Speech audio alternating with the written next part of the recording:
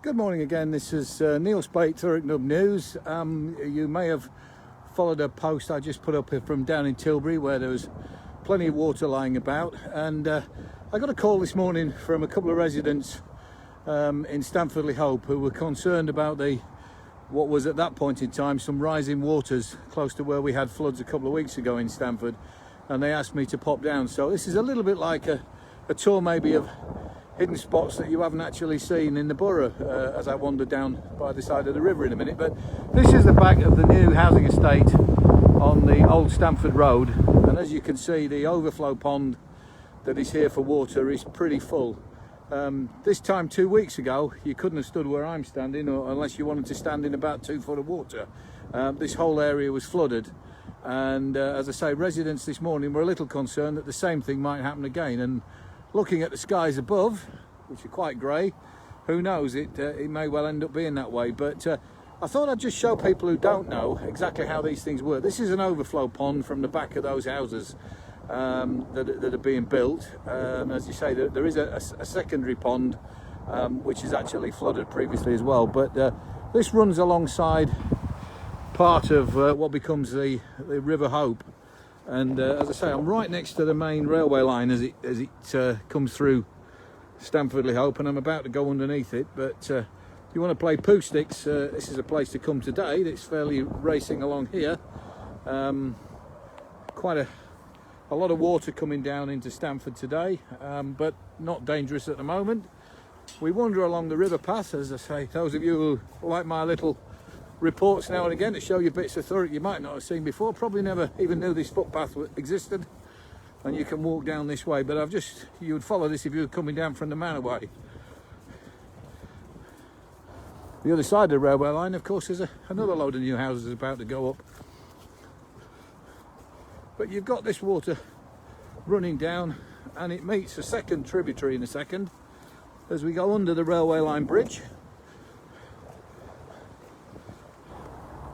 There you go, hidden Stamford.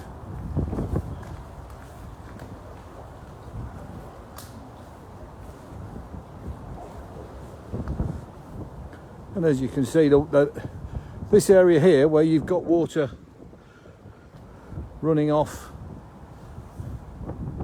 into this little tributary and those ponds, that's where new houses are also about to be built. I think it's 158 modular houses that are going to be brought in from Yorkshire on trucks and put on concrete bases and built up, and the work for that's going to start later this year, and the first houses will be going up in February next year. So we've asked questions of the Environment Agency and the council. Will they be looking at these planning permissions, at the issues relating to flooding? And we're told no, there's no problem. So there you go, that's the answers that they give us.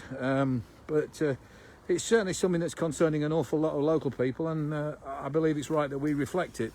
We wander along the path, and as I say, this time last week, 2 weeks ago, this area literally was impassable. It was well underwater, and if anybody wants to know where we're about to come out as we go along this little slippy path, we're at the back of Daybreak Windows, and you can see why that was flooded last week to a depth of a couple of feet.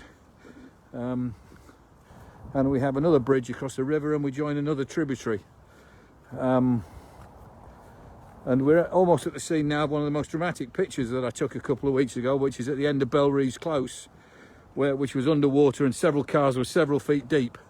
And you can see the houses there, and more water coming down off the floodplain. Now, again, I wasn't aware we'd had huge amounts of rain overnight. You can see the Manor Way in the distance there. But this is clearly at quite a high level, and I'm told that it was actually lapping, almost as if coming over the bank earlier this morning by the residents who contacted me from the houses in the distance.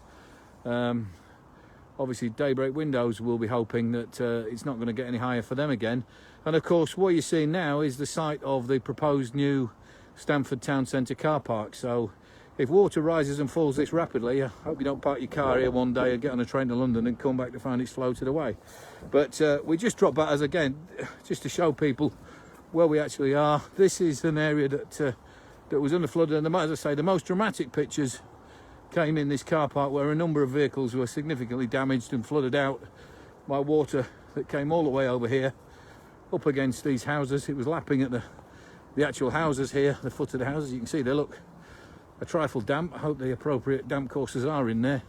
And the water, as it always will do, found its lowest point, came along here and absolutely flooded this car park, which was several feet deep, and several vehicles were very badly damaged. So as I say, that's just an update. I was asked to produce this by the people who live around here, because they, like a few people, are a little bit worried that this is all getting swept under the carpet. They would like some answers. I know our ward councillors in Stamford West, that's Terry Piccolo and Shane Hebb, have asked the council to look into this matter, and they are concerned on behalf of their ward councillors. As I say, at the moment we're getting a bit of a blank response from both the council and the Environment Agency, but we will keep raising this topic. I think flooding in Thurrock is something that needs an awful lot of talking about at the moment. There's Neil Spade. I hope you have a great afternoon, and for everybody around here, I hope it stays a dry one, otherwise these water levels may come up a bit.